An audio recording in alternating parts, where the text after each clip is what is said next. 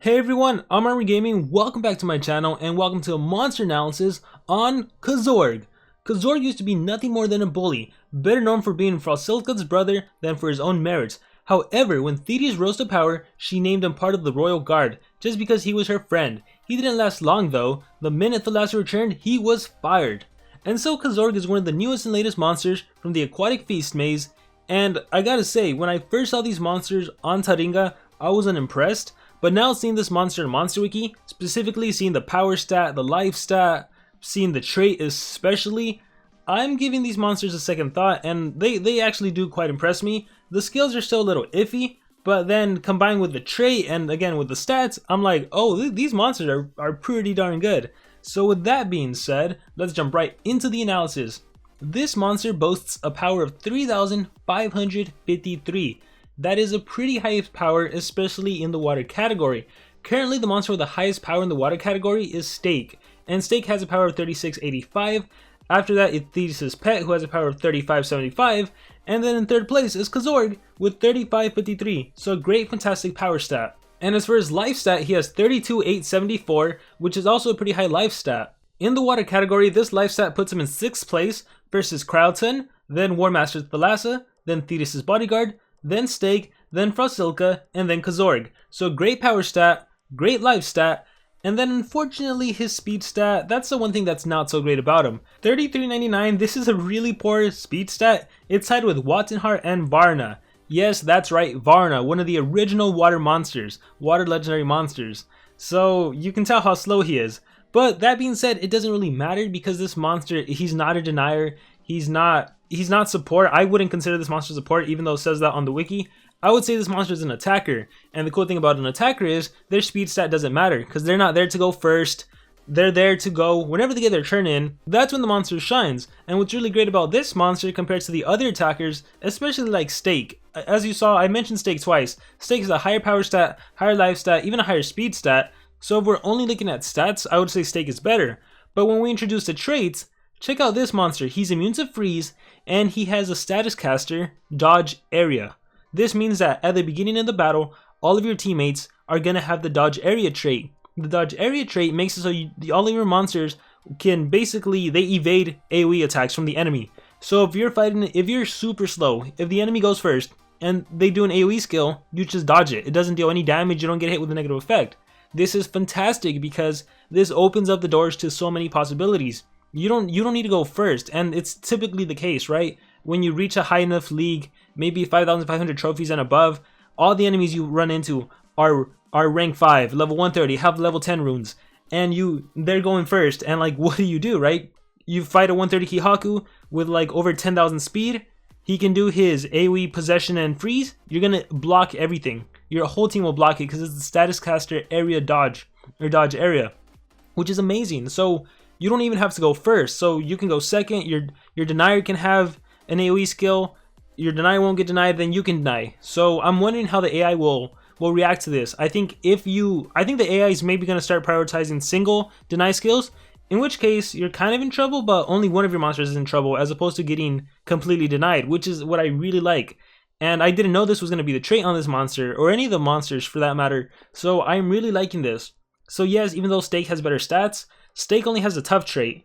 Okay, 35% chance he doesn't get immobilized. When we have monsters like Hihaku who can apply possession and freeze, when we have other monsters that can double stun, double possession, this dodge area is one of the more powerful traits I've seen in the game. So shout out to this trait, it's incredible, and he's also permanently immune to freeze. I really enjoy that for this monster, and again, he has great stats. Actually, look at the books too. He's in the C book, the Families book, and the Villains book. So he's in quite a few books. Lots of opportunity to use this monster. 5 different scenarios, right? A Legendary War, a Water War, a Sea War, Families War, and a Villains War. And I think he's going to be one of the more powerful monsters in the Families book, if I'm not mistaken. And we'll discuss that when we talk about his skills group 3 skills. But yeah, his relic slots are Mask and Sword. And these are typically the kind of relics you see for attackers. And honestly, now the sword and mask, they can pretty much be used for any monster because they've diversified so much. So for example, let's talk about the mask. The mask is a great one because if you have Baltasar's mask, you increase your strength. And considering this monster is an attacker, you kind of want that. But at the same time, you can utilize an exhausting mask to reduce enemy stamina. You can utilize the healing mask to increase your durability. Energy mask if you're afraid of getting your stamina drained. Moving on over to these other diamond relics. Look at this one. At the start of the battle, gives armor to all of your allies. That's crazy. And then all of these other masks that just deal extra damage to the enemy or drain stamina. If target's life is above 50%, gives 45 stamina to the wearer. So this is a way to recover stamina. And this one, after hitting if target stamina is above 75%, removes 27 points of stamina from damaged enemies and gives 55 points of stamina to the wearer. So lots of stamina relics. Again, lots of versatility with the masks and even the swords. So for the swords, I would personally recommend something like the Soul Shattering Sword, because I imagine more people probably have this than the gold or the diamond relics. So this is really great if you partner up your monster that can AoE possess, especially since you're going to be going second or third in the turn order from your monsters anyhow. Or if you have one of the gold relics, well great, you can give yourself a shield if you attack a monster that's frozen or stunned. You can drain more enemy stamina if they're possessed or stunned. If you happen to have these diamond relics over here, these diamond sword relics, look at this one. If the target has nightmares, you deal additional dark damage to the enemy and remove stamina. This one over here will deal light damage to the enemy. So lots of attacker based relics, but again, versatility both in the mask and the sword relic. Anyhow, with that being said, let's move on to the actual skills. Let's start off with the ultimate attack. Trader's Team Muscle deals insane water damage to all enemies, removes 50% of stamina from all enemies, and it's a pretty basic attack, doesn't do too much, you know, drain stamina, that's cool. The deals insane water damage I think is just enough to make this skill pretty good, considering this is a monster that's an attacker. This is a monster that's going to have at least one strength rune, possibly 2 high level strength runes, maybe 2 high level strength runes and a speed or a team speed. So considering he's an attacker, what more can you ask for than a strong 80 damage AoE skill that, just in case if the enemy happens to survive your deadly attack, they're going to lose 50% of their stamina. And going back to the fact that this attacks multiple enemies, and again going back to the status caster trait, the dodge area, how cool would it be if you're facing enemies that do their ultimates on the first turn and you just completely evade it thanks to your trait?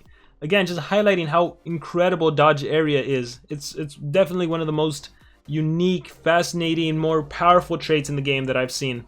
And anyhow, Trader's Team Muscle, it's just a powerful ultimate.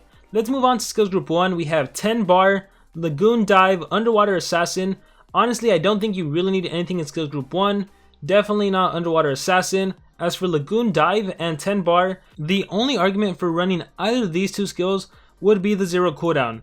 Because we live in a world where cooldown activated is one of the more powerful deny forms. Even though it's not a conventional deny like stun, freeze, or possession, it can still definitely stop your monsters, right? You activate the cooldowns, they don't have any skills to use. And even though you may be thinking 30 damage, that's not a lot, that's not worth it, you really have to think about the game holistically. Typically, you really only use 1 or 2 skills, right? You have your really powerful skill that you always start the game off, you have a secondary skill that you use, sometimes you have a tertiary skill that you'll use. Typically the 4th skill is there just in case, it's not really used that much. That being said, because you're not really expecting to use that 4th skill, you might as well use a skill that you could use just in case you can't do anything else. I mean, you never know, right? And so if you're picking between Lagoon Dive or 10 bar, well, it's pretty much going to be up to you. I personally like the Drowned effect because that deals extra damage to the enemy, right? They lose 15% of their stamina and 10% of their HP, and Drown lasts for 3 turns. Whereas 10 bar is just a stamina leak, and yes, stamina leak could potentially save you by taking away stamina from the enemy monster. I think I would just go with Dive for that Drowned effect. But again, this only really applies if you're even considering either of these two skills for the 0 cooldown. If you're not, well then let's just move on over to skills group 2, where you're pretty much going to have to pick one of these skills because you're going to want all of skills group 3. And so on to skills group 2 we go. We have 1086 bars. Deals moderate water damage to when enemy, applies stamina leak to when enemy, requires cooldown. Basically, it's an upgraded version of 10 bar, except now the stamina cost is, oh, it's actually less. It costs 5 less stamina, but the cooldown is 2 turns higher, and it only deals 10 more damage, and it's actually water-based now. Oh yeah, so now it's actually water-based, and the stamina leak has a higher chance to land, because it is not just a 50% chance to land. As for Deep Dive, this is the upgraded version of Lagoon Dive. Deep Dive, this one deals 40 damage, 19 stamina cost, 2 turn cooldown, and it applies the Drowned effect. I personally think Deep Dive is better than 1086 bars, but then we also have Decompression. This sounds familiar. I feel like another monster has this skill. I think it's the VIP. Anyhow, deals moderate spell damage to one enemy, removes 20% of stamina. Oh, but it's not the same thing. So this skill deals 40 special base damage, costs 22 stamina, has 1 turn cooldown, and it drains 20% of stamina. So if you're not going to use Lagoon Dive or 10 bar, I would probably say go with Decompression. Go with Decompression and then all of skills group 3. And now let's talk about skills group 3. The first skill we have is Bond Breaker. This skill, if I'm not mistaken, might be extremely powerful. And the reason being is that the way the description reads, applies Family Hater to itself, deals heavy special damage to an enemy. So the way the description reads, from my knowledge, is the way the skill actually takes effect. So before you deal the heavy special damage, I believe this monster will apply Family Hater to himself. I could be wrong, and if I am wrong, the skill is not that great. Although if I am correct that you apply Family Hater before dealing damage, then this skill is extremely powerful, because you are going to be killing family monsters pretty much in one attack. You're going to OTK them, because instead of 45 damage, it's 135 special base damage against family based monsters. So definitely quite powerful. And now let's take a look at who is even in the families book. So we'll sort by legendary and we will sort by families, and we'll show more. Any notable monsters? Well, we have Kozorg and his sister. We have Drakor, the War Master Babari, Inquisitor Fullman, a tank, Lady Solaris, War Master Thalas is there. I'm sure Kozorg wants revenge on her. We have Jalotron, War Spells, Farka, Countless Flawless. We have some pretty strong monsters. Prince Charmless, Al Canine. Yeah, definitely Cryoton is in there. Definitely some powerful monsters in there, some tanks in there. So yeah, this skill could prove to be one of the most powerful skills we've seen. And as I already mentioned, all the skills group 3 is pretty much a must-have. We also have Trench Dive, which deals moderate water damage to enemies and applies Drown to enemies. Here we have an AoE, 40 damage, 27 stamina cost, 2 turn cooldown, Drown skill. And again, definitely must have on an attacker, a 40 damage AoE that also applies to DOT, a torture status effect that is really good. And then what makes this monster special is that, keep in mind, he's a water monster, but he also has a thunder based attack. So against his own element, he's dealing 50% more damage. Now the skill itself, it's nothing like to gloat about. It just deals heavy thunder damage, 50 thunder based damage, 24 stamina cost, that's low, but a high 3 turn cooldown. Again, 50 damage, and it doesn't apply drown, it doesn't apply stun, daze, anything. But the reason it's cool is because it's a thunder based attack on a water monster. So you can think of this as 75 damage. 75 damage against any water monster, that's awesome. So overall, again, the skills aren't the most impressive. The trait though, I absolutely love. The power stat is incredible. The life stat is pretty incredible too. This monster can hold good relics. He has a powerful, insane water damage dealing special based attack. Skills, all of skills group 3. Once again, Bond Breaker might prove to be really magnificent. So we'll have to wait and see. And then I would say run Decompression. So run all of skills group 3 in Decompression. Or again, if you're really scared about 0 cooldown skills, you might as well run 10 bar or Lagoon Dive. Myself leaning toward Lagoon Dive.